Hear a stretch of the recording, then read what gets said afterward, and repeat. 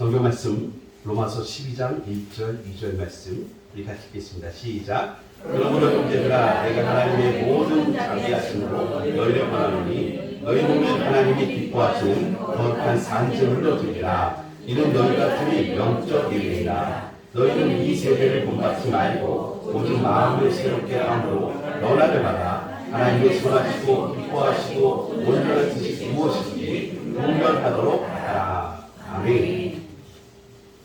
로마서 12장의 첫 구절이었던 그러므로가 이 말씀의 가장 중요한 키포인트 워드가 됩니다. 그러므로라는 말은 이제 1장부터 11장까지의 모든 내용들이 이제 마음으로 믿어지는 분들은 이렇게 새롭게 변화되는 출발점에 선다라는 뜻입니다. 그러니까 이 그러므로라는 말씀 속에서 1장부터 11장까지의 내용 중 가장 중요한 내용을 마음에 품고 이제 12장 1절 2절을 시작하는 것입니다. 요점 파악을 잘해야 됩니다. 어느 날 남편이 늦게 귀가를 했습니다. 늦게 귀가하는데 남편이 좀 미안했는지 앞에 편의점에서 이것저것 과자, 아이스크림 뭐 이런 걸 다 사왔습니다. 하다못해 냉동 피자까지 사왔습니다. 그래서 아이들이 늦게 오는 아빠 또 엄마 또 아내가 환영해주고 맞이하는데 아내의 표정이 심상치 않죠. 잔뜩 짜증이 나고 화가 나 있었습니다. 아이들은 맛있는 거 막 먹고 있는데 아내가 다그칩니다. 뭐 잘못했는지 알지? 그때 남편은 대답을 잘해야 됩니다. 뭘 잘못했는지 알지? 하고 또 물었습니다. 뭘 잘못했을까요? 남편은 그 순간 머리로 생각했습니다. 1번 늦게 귀가한 거, 얘기하지 않고 늦게 온 거. 2번 쓸데없는 거 많이 사온 거. 두 가지 중에서 한 가지를 잘 선택해야 됩니다. 또 뭘 잘못했는지 빨리 말해 하고 아내가 다그치니까 대답을 했습니다. 1번을 얘기했습니다. 그날 밤 남편은 쫓겨나서 소파에서 혼자 자야 돼요. 혼자 자면서 생각했습니다. 뭘 잘못했지? 내가 무슨 대답을 잘못했지? 그때 무릎을 탁 치면서 소파에서 일어나면 이렇게 얘기했습니다. 둘 다 얘기할 걸 라고 얘기했습니다. 그러니 소파에서 자는 겁니다. 요점 파악을 잘해야죠. 뭘 잘못했죠? 우리 아내 여러분. 1번, 2번이 중요한 게 아니라 진심 어린 사과가 중요했죠. 요점 파악을 잘해야 됩니다. 오늘 로마서 1장부터 11장까지 요점 파악을 제가 해보니까 핵심이 두 개가 있었습니다. 한 가지는 로마서 12장 17절 말씀이었습니다. 주보에 나와 있죠. 본주 말씀 보시면 로마서 1장 17절 말씀입니다. 우리 같이 읽겠습니다. 시작. 복음에는 하나님의 의가 나타나서 믿음으로 믿음에 이르게 하나니 이렇게보다 오직 의는 믿음으로 말미암아 살리라 함과 같으니라. 아멘. 믿음이었습니다. 가장 중요한 내용은 믿음이었습니다. 여러분 믿음하면 조금 뜬구름 잡기식으로 확 잡히지 않으니까 믿음은 뭘까라고 생각합니다. 한 분이 기도합니다. 하나님 나 좀 불쌍히 여기셔서 내 기도 좀 응답해달라고 기도합니다. 이제부터 하나님 철저히 잘 믿을 테니까 이번에 대박만 좀 터뜨려달라고 기도를 하고 있습니다. 하나님께서 들으셔서 이렇게 말씀하십니다. 그래?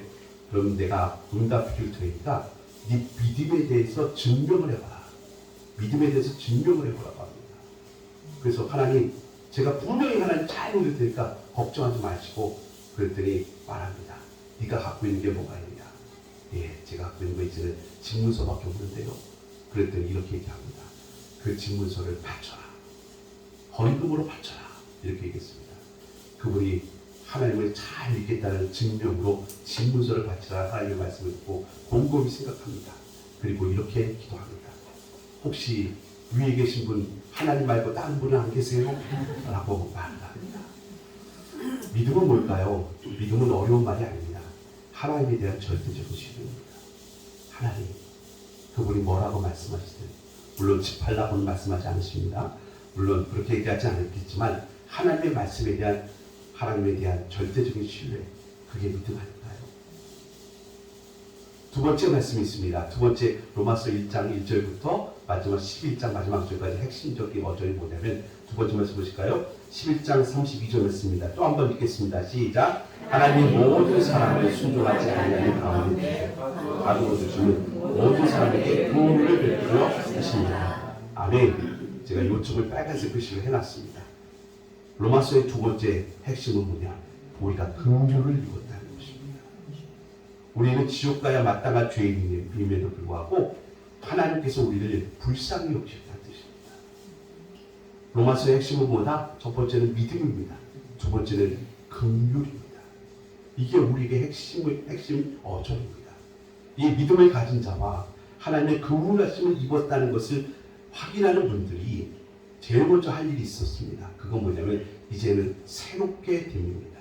어떻게 새롭게 된다? 예배로부터 시작된다는 겁니다. 인생의 핵심은 뭡니까? 예배입니다. 그 예배가 새로워진다는 것입니다. 그래서 로마서 12장 1절 2절 말씀을 보면 새롭게 함으로 변화를 받아서 우리가 제일 먼저 할 일은 산 제사로 하나님께 드리라는 것입니다.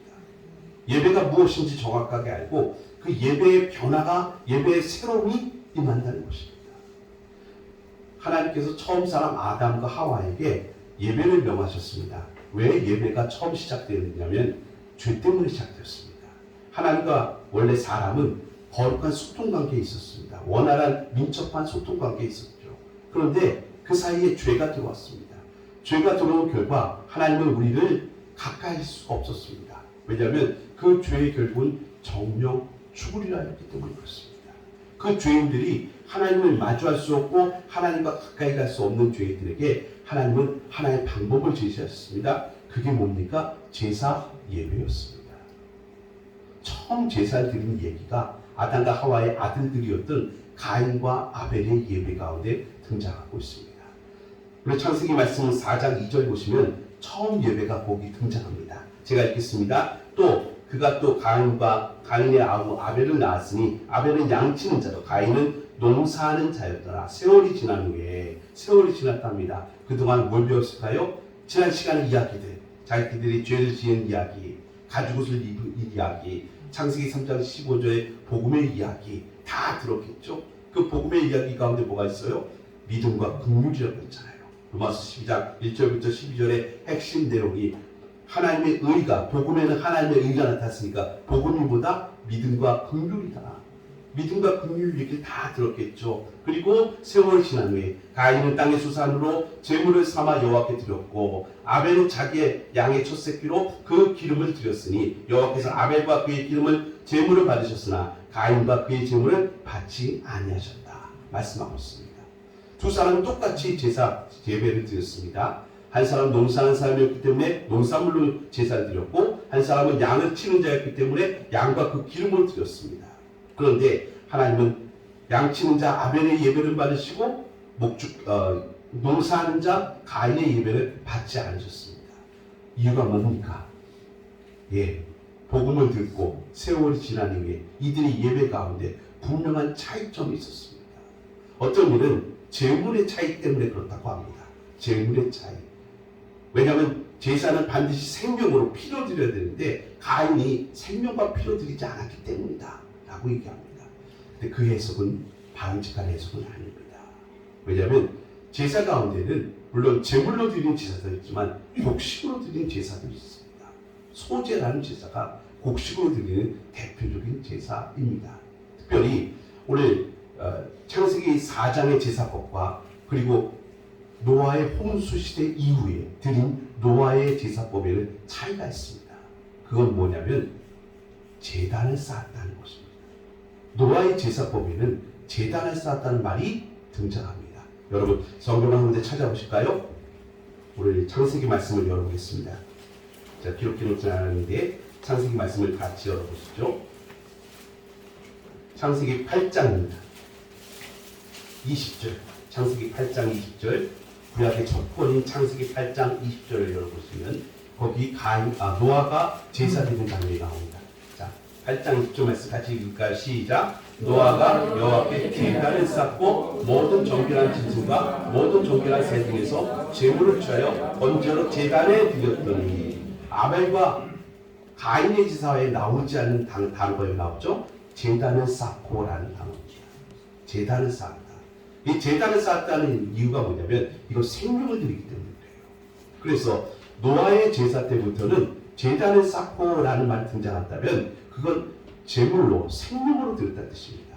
그래서 아브라함도 제단을 쌓았다라는 말이 많이 등장하죠. 하지만 가인과 아벨의 제사는 제단을 쌓았다는 말이 등장하지 않으니까 생명으로 피로 드리지 않았기 때문에 가인의 제사를 안 받으신 건 아닙니다.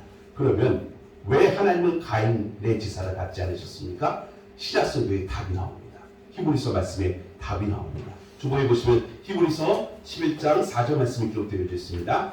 믿음으로 시작. 믿음으로 아벨은 가인보다 더 나은 제사를 하나님께 드림으로 의로운 자라 하시는 증거를 얻었더니 하나님이 그 예물에 대하여 증언하십니다. 그가 죽었으나 그 믿음으로써 지금도 말하느니라. 아멘. 믿음으로 아벨은 가인보다 더 나은 제사. 여기서 더 나은 제사는 한국말로 우리말로 읽으니까 믿음이 조금 더 출중했구나 비교로 읽으시는데 그게 아닙니다. 비교가 아니라 더 나은 제사라는 얘기는 한 사람은 100점이고 한 사람은 0점이었다는 뜻이에요. 그래서 가인에게는 뭐가 없었어요? 믿음이 없었어요. 분명히 형식적으로는 바른 예배가 맞았어요. 자기의 좋은 곡식을 드렸으니까 정성을 드린 건 맞아요. 하지만 그 정성 가운데 뭐가 없었어요? 믿음이 없었어요. 하나님에 대한 절대적인 신뢰가 없었어요.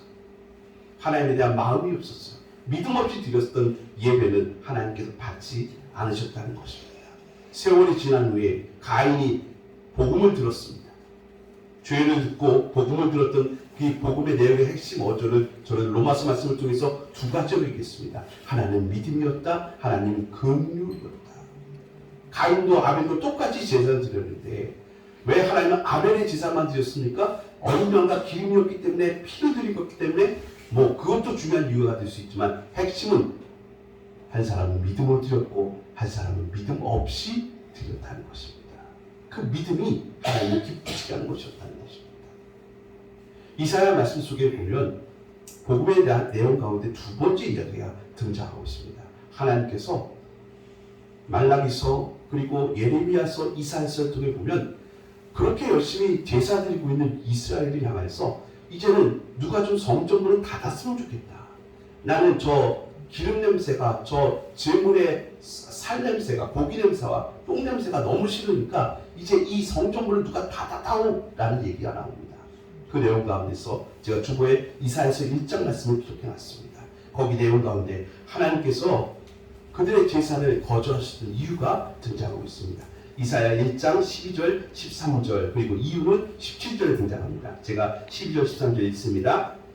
너희가 내 앞에 보이러 오니 이것을 누가 너희에게 요구하느냐 내 마당만 밟을 뿐이라 헛된 재물을 다시 가져오지 말라. 분양은 내가 가증히 여기는 바요 월삭과 안식일과 대의로 모이는 것은 그러하니 성회와 아울러 악을 행하는 것을 내가 견디지 못하겠노라. 그리고 이렇게 말씀하십니다.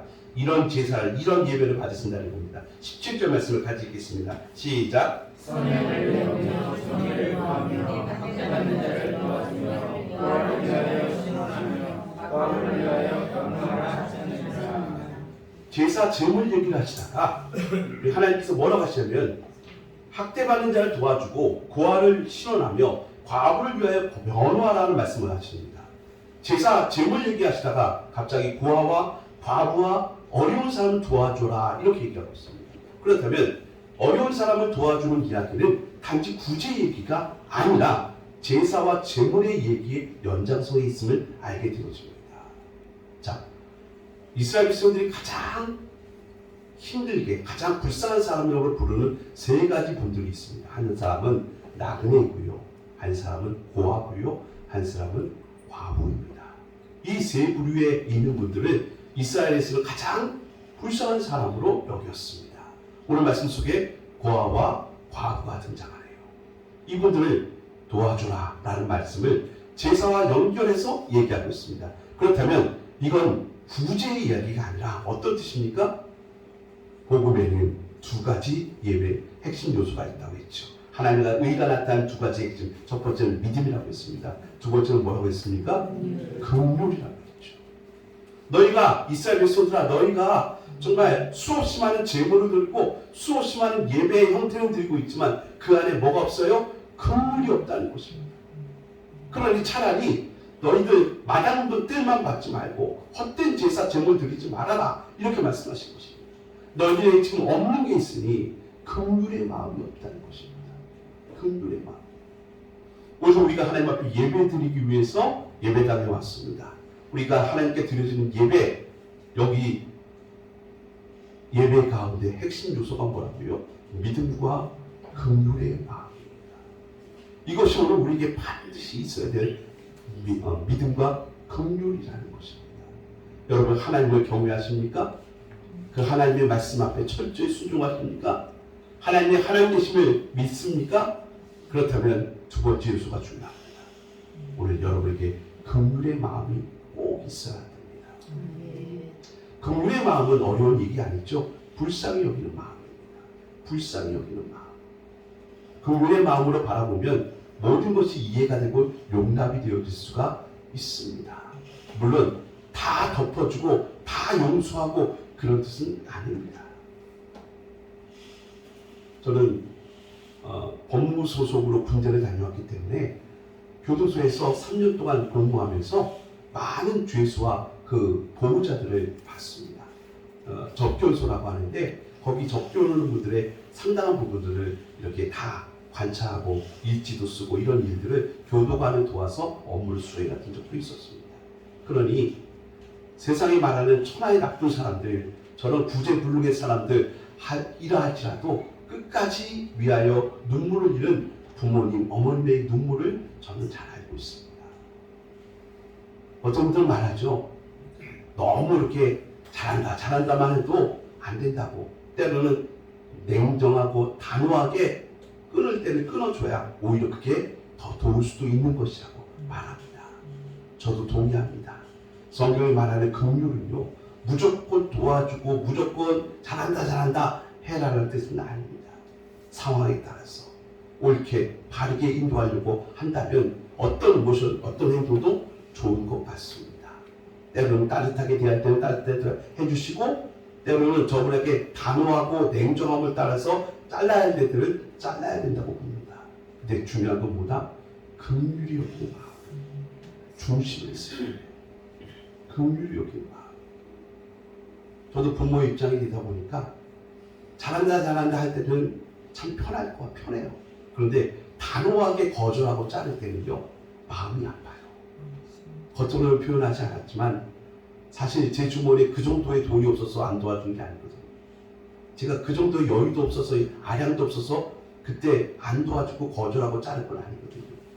근데 그렇게 하면 너무 가슴이 아파요. 마음이 아파. 그러면 우리가 할 수 있는 일은 무엇입니까? 긍휼이 여기는 있잖아요. 반드시 기도하셔야 돼요. 잘한다 할 때보다 냉정하고 거절하실 때 더 많이 기도하셔야 돼요.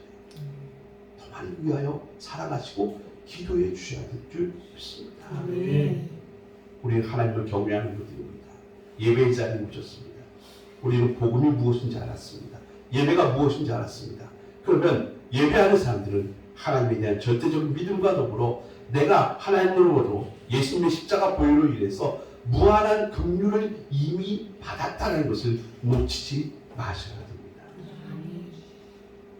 제가 우리 성도님 얘기를 해서 죄송한데요. 양해를 구하지 못해서 또 죄송합니다.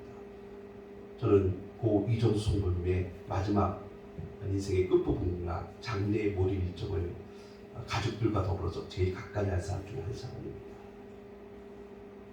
주관자실에 계실 때 아니면 격리병동에 계실 때 그래도 열심히 찾아뵙고 그 순간을 함께 했습니다.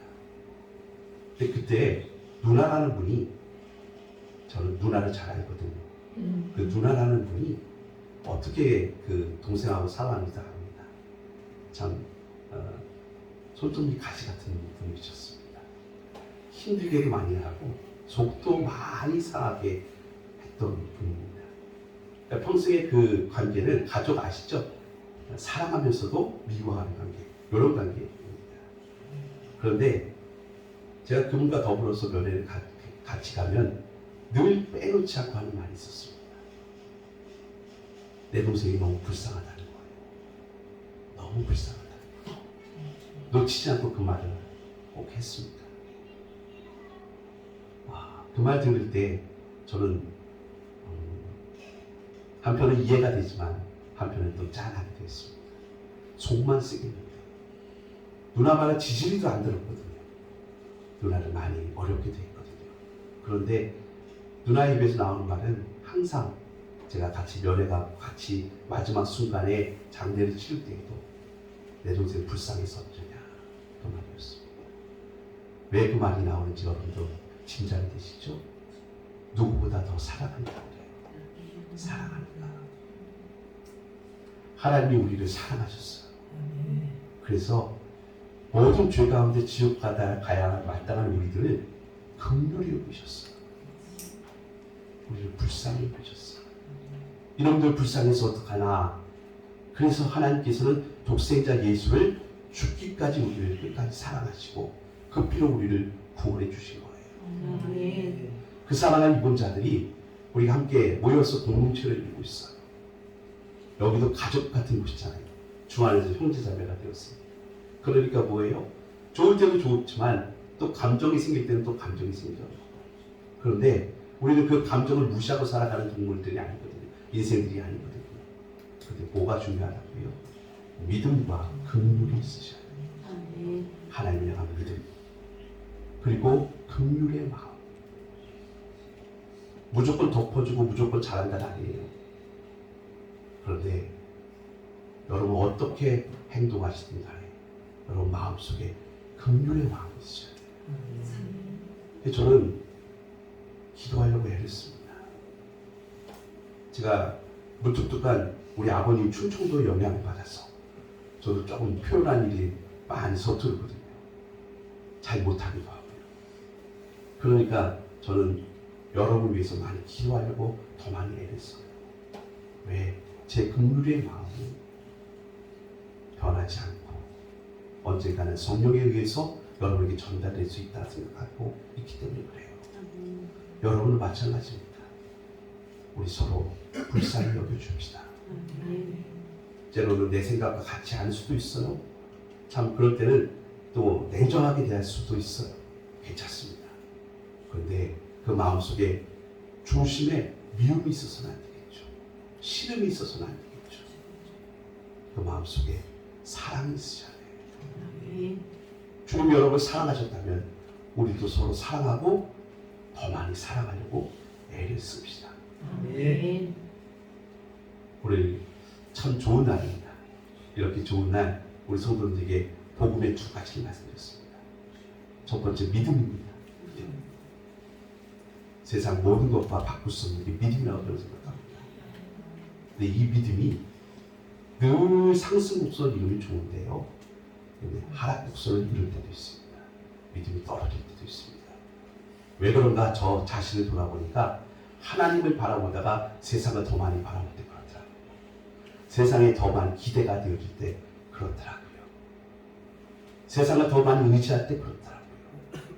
우리가 이 땅의 현실 속에서 살아가면서 늘 바라보는 게 세상이잖아요.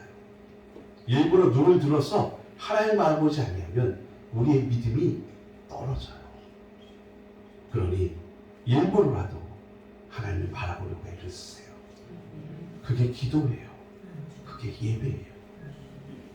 하나님을 향한 사랑의 마음이 있으셔야 내가 세상에서 늘 이 세상만 주목하고 살다가 하나님 경외하면서 하나님을 인지하면서 믿음으로 고백하며 살겠습니다. 정말 그러시다면 세상에서 눈을 들어서 주님 바라보셔야 돼요.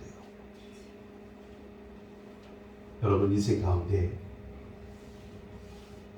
삶 가운데 지난 일주일 가운데 기도가 없으셨습니까? 왜 기도를 안 하시냐고요?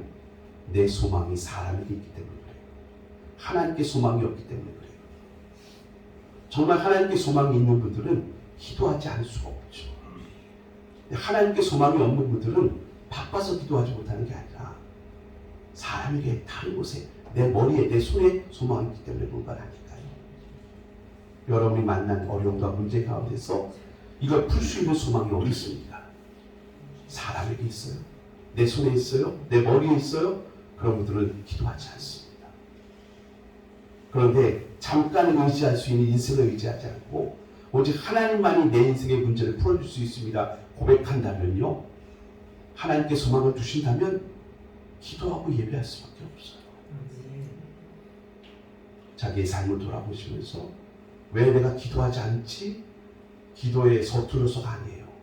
하나님께 소망을 두지 않았기 때문에 그래요. 하나님께 소망을 두지 않았던 이유는 뭐예요? 하나님을 못 믿는 거죠. 자기를 돌아보십시오. 하나님께 소망을 두시면요.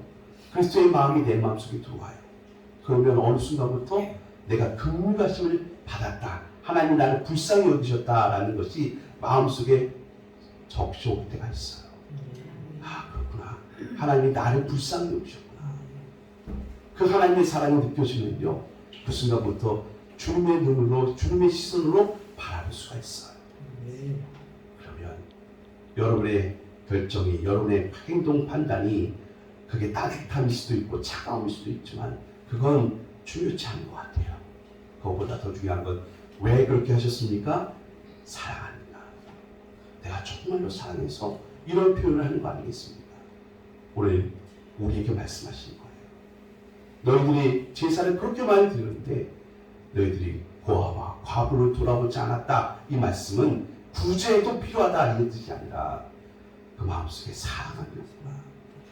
나를 사랑하지도 않으면서 겉으로는 제사를 드리고 형식적으로 다 드리는데 진정으로 나를 사랑함이 없구나. 그 말씀 아니겠습니까? 오늘 우리가 하나님을 사랑합니다 고백하며 나아가는 주일 예배의 자리에 오셨는데 여러분의 마음속에 믿음과 긍휼이 있는지 그 믿음과 긍휼을 하나님께로부터 입었다면 우리가 그 사랑으로 형제자매를 사랑할 수 있다 생각합니다. 이렇게 믿음으로 나아가는 주의 종들 끝까지 믿음의 분투 가운데 하나님의 마음으로 나아가시기를 바라겠습니다.